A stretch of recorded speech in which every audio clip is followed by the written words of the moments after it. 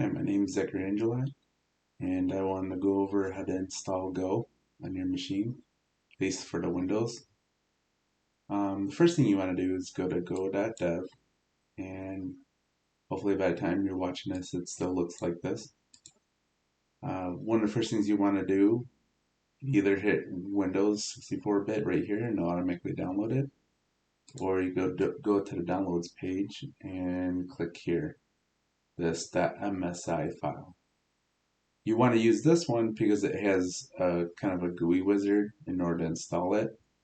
There's other versions you can do if you have Linux or Mac. If you have already downloaded it and you double click it, it'll go through, try to find your prior versions or whatever it is if you don't have a version, and it'll step you through installing it and everything. Once you have that fully installed, you would go to wherever you're at with the file, and you'd create a file called main.co, put in some simple code, then run it, and it should work for you. It's pretty easy on Windows because it has that GUI. On Linux, you do kind of have to crawl through it a little bit with the environmental variables. That's okay. You do have to do this .bash rc file and put them all in there.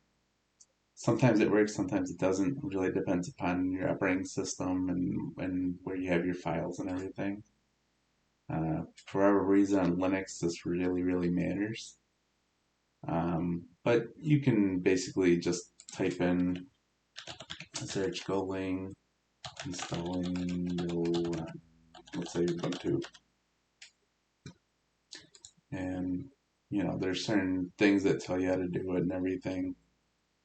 That would be kind of how you do it on Linux. You may run into some bumps just because of it trying to find everything, but anyways, that's pretty much it for installing Go.